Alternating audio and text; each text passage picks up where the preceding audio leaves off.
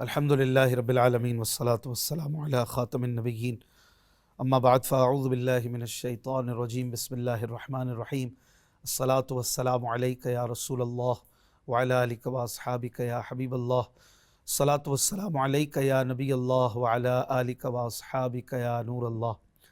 مدنی channel کے ناظرین، دیکھ رہے ہیں پروگرام قرآن پاک ترجمہ و تفسیر کے ساتھ۔ الحمدللہ ہم ترتیب وار قرآن شریف کے مضامین صراط الجنان تفسیر قرآن سے سن رہے ہیں۔ 12واں پارہ سورہ ہود آیت نمبر 40 سے آج ہمارے درس کا سلسلہ آگے بڑھے گا۔ نبی کریم صلی اللہ علیہ وآلہ وسلم نے ارشاد فرمایا، تم اپنی مجلسوں کو مجھ پر درود پڑھ کر آراستہ کرو، یعنی خوبصورت بناؤ، کہ تمہارا مجھ پر درود پڑھنا قیامت کے دن تمہارے لیے نور ہوگا۔ صلو علی الحبیب صلی اللہ علی محمد صلی اللہ علیہ وآلہ وسلم۔ اعوذ باللہ من الشیطان الرجیم بسم اللہ الرحمن الرحیم۔ حتی اذا جاء امرنا وفارت النور قل نحمل فيها من كل زوجين اثنين وأهلك إلا من سبق عليه القول ومن آمن وما آمن معه إلا قلیل۔ آسان ترجمہ قرآن کنز العرفان۔ یہاں تک کہ جب ہمارا حکم آ گیا اور تنور ابلنے لگا تو ہم نے فرمایا، ہر جنس میں سے نر اور مادہ کا ایک ایک جوڑا، اور جن پر عذاب کی بات پہلے طے ہو چکی ہے ان کے سوا اپنے گھر والوں کو اور اہل ایمان کو کشتی میں سوار کر لو، اور ان کے ساتھ تھوڑے لوگ ہی ایمان لائے تھے۔ ناظرین کرام، پیچھے حضرت نوح علیہ السلام کا تذکرہ شروع ہوا تھا اس رکوع میں، اور حضرت نوح علیہ السلام نے اللہ پاک کے حکم سے کشتی بنانا شروع کی اور اس میں مصروف رہے، یہاں تک کہ ان کی قوم پر عذاب نازل ہونے اور ان کی ہلاکت کا وقت آ گیا۔ اللہ پاک نے حضرت نوح علیہ السلام سے اس عذاب کے نازل ہونے کی یہ نشانی بیان فرمائی تھی کہ جب تم تنور میں سے پانی جوش مارتا ہوا دیکھو تو جان لینا کہ عذاب نازل ہونے کا وقت آ پہنچا ہے۔ چنانچہ آپ علیہ السلام نے اس نشانی کو دیکھا تو اپنے ساتھیوں کے ساتھ کشتی میں سوار ہو گئے۔ بعض مفسرین کے نزدیک اس تنور سے روئے زمین مراد ہے، اور ایک قول یہ ہے کہ اس سے تنور ہی مراد ہے جس میں روٹی پکائی جاتی ہے، اور اس تنور کے بارے میں بھی چند قول ہیں۔ ایک قول یہ ہے کہ وہ تنور پتھر کا تھا اور حضرت حوا رضی اللہ عنہ کے ترکے میں سے آپ کو ملا تھا۔ وہ تنور شام میں تھا یا ہند کے کسی علاقے میں تھا، مختلف روایتیں ہیں۔ اسی طرح جب تنور میں سے پانی نے جوش مارا، اللہ پاک نے حضرت نوح علیہ السلام کو 3 طرح کی چیزیں کشتی میں سوار کرنے کا حکم فرمایا، ہر جنس میں سے نر اور مادہ کا ایک ایک جوڑا۔ حضرت حسن رحمۃ اللہ علیہ فرماتے ہیں کہ حضرت نوح علیہ السلام نے اپنے ساتھ ان تمام جانوروں کا ایک ایک جوڑا کشتی میں سوار کر لیا جو بچے جنتے ہوں یا انڈے دیتے ہوں، البتہ جو مٹی سے پیدا ہوتے ہیں جیسے مچھر وغیرہ، ان میں سے کسی کو سوار نہیں کیا۔ جانور آپ علیہ السلام کے پاس آتے تھے اور آپ علیہ السلام کا دایاں ہاتھ نر پر اور بایاں مادہ پر پڑتا تھا، اور آپ علیہ السلام سوار کرتے جاتے تھے۔ بعض بزرگوں سے روایت ہے کہ سانپ اور بچھو نے حضرت نوح علیہ السلام کی بارگاہ میں حاضر ہو کر عرض کی کہ ہمیں بھی اپنے ساتھ سوار کر لیں۔ حضرت نوح علیہ السلام نے ان سے فرمایا، تمہاری وجہ سے ہم کہیں مصیبت کا شکار نہ ہو جائیں۔ انہوں نے عرض کی، آپ ہمیں سوار کر لیں، ہم آپ کو اس بات کی گارنٹی دیتے ہیں کہ جو آپ کا ذکر کرے گا ہم اسے کوئی نقصان نہ پہنچائیں گے۔ لہٰذا جسے سانپ اور بچھو سے نقصان پہنچنے کا خوف ہو وہ یہ آیت پڑھ لے، سلام علی نوح فی العالمین، تمام جہان والوں میں نوح پر سلام ہو۔ تو ذکر نوح علیہ السلام کی برکت سے انشاءاللہ سانپ اور بچھو سے نقصان نہیں پہنچے گا، یعنی وہ برکت آج بھی اللہ پاک کی رحمت سے قائم ہے، اور اللہ پاک کے اس نبی کا یہ کرم اور ان کے نام کی یہ برکت آج بھی کوئی چاہے تو حاصل کر سکتا ہے، سبحان اللہ۔ اسی طرح حضرت نوح علیہ السلام کے اہل خانہ، یہ کل 7 افراد تھے۔ حضرت نوح علیہ السلام، ان کے 3 بیٹے سام، حام، یافس، اور ان تینوں کی بیویاں، جن پر بات پہلے طے ہو چکی۔ اس سے مراد حضرت نوح علیہ السلام کی بیوی واعلہ ہے جو ایمان نہیں لائی تھی، اور آپ کا بیٹا کنعان ہے۔ اللہ تعالیٰ نے ان کی ہلاکت کا بھی فیصلہ فرما دیا تھا، اسی کو کہا گیا جن پر بات پہلے طے ہو چکی۔ اسی طرح کشتی میں سوار ہونے والے وہ لوگ جو حضرت نوح علیہ السلام پر ایمان لائے تھے، یہ کل 80 افراد تھے۔ ان کی تعداد کے بارے میں اور بھی اقوال ہیں، صحیح تعداد اللہ پاک ہی جانتا ہے، کیونکہ ان کی تعداد کسی صحیح حدیث میں وارد نہیں ہوئی۔ اگلی آیت میں اللہ پاک ارشاد فرماتا ہے وَقَالَ ارْكَبُوا فِيهَا بِسْمِ اللَّهِ مَجْرَاهَا وَمُرْسَاهَا إِنَّ رَبِّي لَغَفُورٌ رَحِيمٌ۔ آسان ترجمہ قرآن کنز العرفان۔ اور نوح نے فرمایا اس میں سوار ہو جاؤ، اس کا چلنا اور اس کا ٹھہرنا اللہ ہی کے نام پر ہے، بے شک میرا رب ضرور بخشنے والا مہربان ہے۔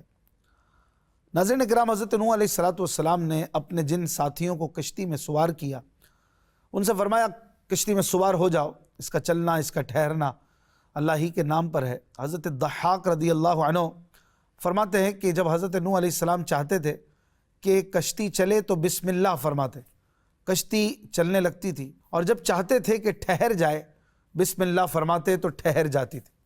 اس آیت میں تعلیم ہے کہ بندے کو چاہیے جب کوئی کام کرنا چاہے تو اس کو بسم اللہ پڑھ کر شروع کرے، تاکہ اس کام میں برکت ہو اور وہ کامیابی کے حصول کا سبب ہو۔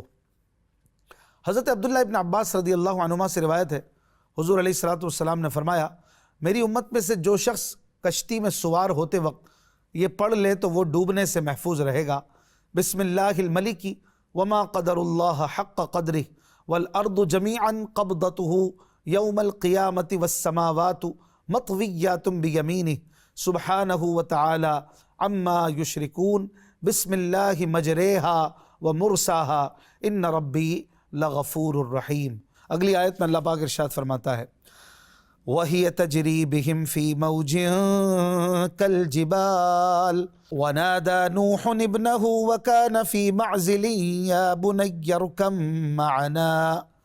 مَعَنَا وَلَا تَكُن مَعَ الْكَافِرِينَ۔ آسان ترجمہ قرآن کنز العرفان۔ اور وہ کشتی انہیں پہاڑ جیسی موجوں کے درمیان لے کر چل رہی تھی، اور نوح نے اپنے بیٹے کو پکارا اور وہ اس کشتی سے باہر ایک کنارے پر تھا۔ اے میرے بیٹے تو ہمارے ساتھ سوار ہو جا اور کافروں کے ساتھ نہ ہو۔ ناظرین کرام، جب حضرت نوح علیہ السلام کی قوم پر عذاب نازل ہوا تو 40 دن اور رات آسمان سے بارش برستی رہی اور زمین سے پانی ابلتا رہا، پانی پہاڑوں سے بھی اونچا ہو گیا، یہاں تک کہ ہر چیز اس میں ڈوب گئی، اور ہوا اس شدت سے چل رہی تھی کہ اس کی وجہ سے پہاڑوں کی مانند اونچی اونچی لہریں یہ بلند ہو رہی تھی۔ حضرت نوح علیہ السلام کا بیٹا کنعان اس کشتی سے باہر ایک کنارے پر تھا۔ حضرت نوح علیہ السلام نے اسے پکارا کہ میرے بیٹے تو ہمارے ساتھ کشتی میں سوار ہو جا اور سواری سے محروم رہنے والے کافروں کے ساتھ نہ ہو۔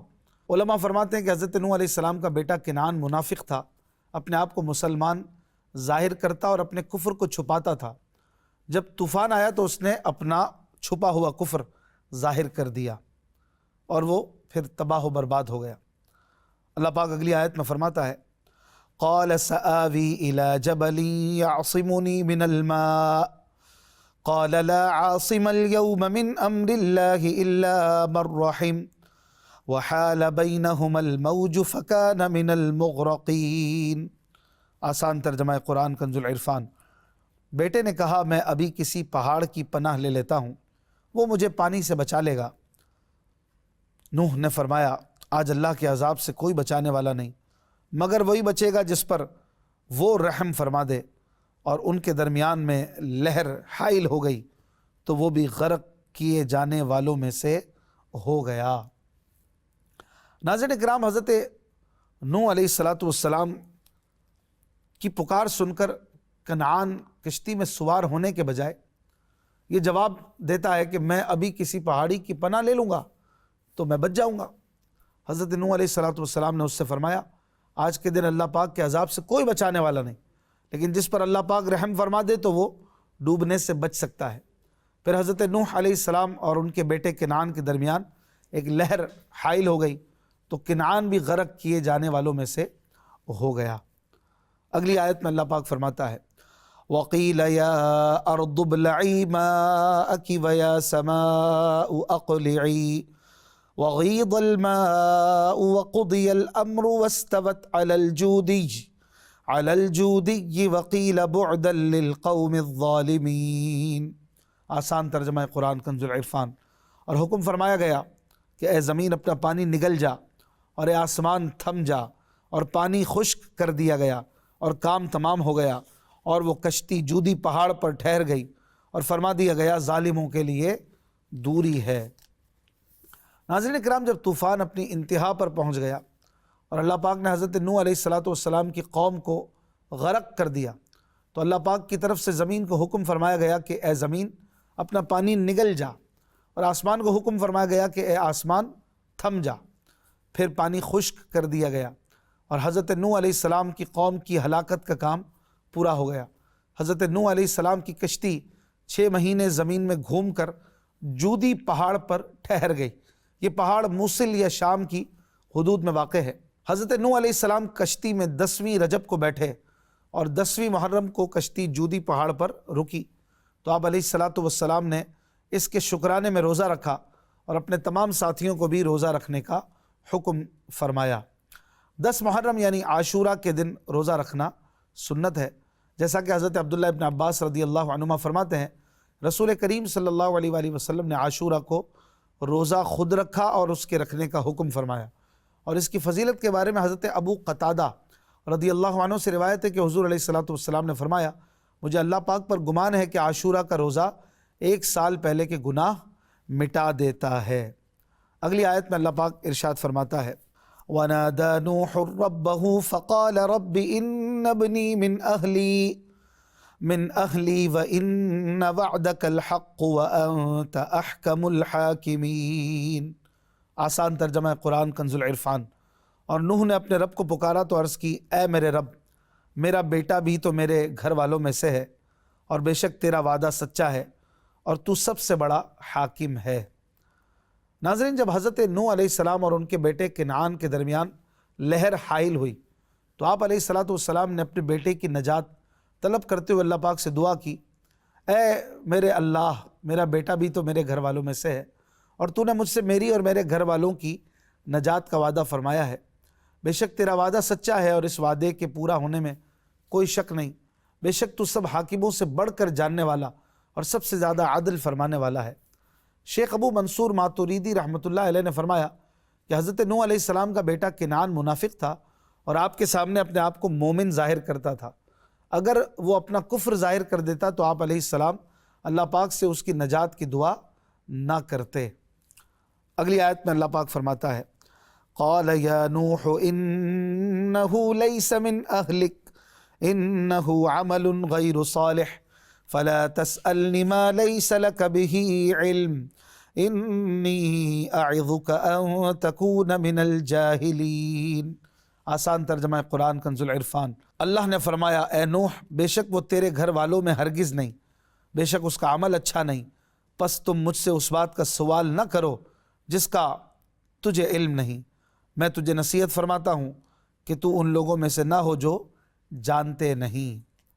ناظرین کرام، فرمایا گیا انہ لیس من اہلک، وہ تیرے گھر والوں میں ہرگز نہیں تھا۔ اس سے مراد یہ ہے کہ وہ آپ علیہ السلام پر ایمان لانے والوں میں سے ہرگز نہ تھا، یا اس سے مراد یہ ہے کہ وہ آپ علیہ السلام کے ان گھر والوں میں سے نہ تھا جن کی آپ کے ساتھ نجات کا اللہ پاک نے وعدہ فرمایا۔ اس سے ثابت ہوا کہ نجات کے لیے صرف نسبی قرابت کا اعتبار نہیں، بلکہ اس کے لیے ایمان شرط ہے۔ جیسے کنعان کو حضرت نوح علیہ السلام سے نسبی قرابت تو بدرجہ اولا حاصل تھی، لیکن چونکہ دینی قرابت یعنی ایمان حاصل نہ تھا، اس لیے اللہ پاک نے اس کی حضرت نوح علیہ السلام سے قرابت کی نفی فرما دی، اور فرمایا انہ عمل غیر صالح، بے شک اس کا عمل اچھا نہیں تھا۔ ایک قول یہ ہے کہ اس آیت میں حضرت نوح علیہ السلام کے سوال کے بارے میں کلام ہے۔ اس صورت میں آیت کا معنی یہ ہوگا کہ اللہ پاک نے حضرت نوح علیہ السلام سے فرمایا اے نوح، آپ نے جو سوال کیا وہ قبول نہیں کیا جائے گا، کیونکہ اللہ پاک صرف مسلمانوں کے حق میں شفاعت قبول فرماتا ہے، لہٰذا آپ کا اپنے بیٹے کی نجات کا سوال کرنا درست نہیں۔ یاد رہے کہ اس سوال سے منصب نبوت میں کوئی حرج واقع نہیں ہوتا، کیونکہ حضرت نوح علیہ السلام اپنے بیٹے کے اظہار اسلام کی وجہ سے اسے مسلمان سمجھتے تھے، اور انبیاء اکرام علیہ السلام ظاہر پر ہی حکم لگاتے تھے۔ دوسرا قول یہ کہ اس آیت میں حضرت نوح علیہ السلام کے بیٹے کے بارے میں کلام ہے۔ اس صورت میں آیت کا مطلب یہ ہوگا کہ آپ علیہ السلام کے بیٹے کے عمل اچھے نہ تھے، وہ شرک کرتا تھا اور آپ علیہ السلام کو جھٹلاتا تھا، اور دوسرا قول زیادہ علماء نے قبول کیا ہے۔ پھر فرمایا فَلَا تَسْأَلْنِ مَا لَيْسَ لَكَ بِهِ علم، پس تم مجھ سے اس بات کا سوال نہ کرو جس کا تمہیں علم نہ ہو، یعنی جس بات کے درست یا غلط ہونے کے بارے میں آپ کو علم نہیں، اس بات کے بارے میں سوال نہ کیجیے۔ میں آپ کو نصیحت کرتا ہوں کہ ان لوگوں میں سے نہ ہونا جو نہیں جانتے۔ علامہ ساوی رحمۃ اللہ علیہ فرماتے ہیں اللہ پاک کے حضرت نوح علیہ السلام سے کیے گئے اس کلام میں نرمی اور شفقت کا اظہار ہے۔ گویا اللہ پاک نے حضرت نوح علیہ السلام سے ارشاد فرمایا، اے پیارے نوح، آپ کا مقام بہت بلند ہے، اس لیے آپ کی شان کے لائق یہ بات ہے کہ آپ صرف اسی کی نجات کا مطالبہ اور شفاعت فرمائیں جس کے بارے میں نجات کی امید ہے۔ وہ لوگ جن کے بارے میں آپ نہیں جانتے کہ ان کے بارے میں شفاعت قبول کی جائے گی یا نہیں، تو ان کی نجات کے بارے میں آپ کا سوال کرنا آپ کے مقام و مرتبے کے لائق نہیں۔ اگلی آیت میں اللہ پاک ارشاد فرماتا ہے قال رب انی اعوذ بک ان اسألک ما لیس لی بہ علم وَإِلَّا تَغْفِرْ لِي وَتَرْحَمْنِي أَكُمْ مِنَ الْخَاسِرِينَ۔ آسان ترجمہ قرآن کنز العرفان۔ عرض کی ہے میرے رب، میں تیری پناہ چاہتا ہوں کہ تجھ سے وہ چیز مانگوں جس کا مجھے علم نہیں، اور اگر تو میری مغفرت نہ فرمائے اور مجھ پر رحم نہ فرمائے تو میں نقصان اٹھانے والوں میں سے ہو جاؤں گا۔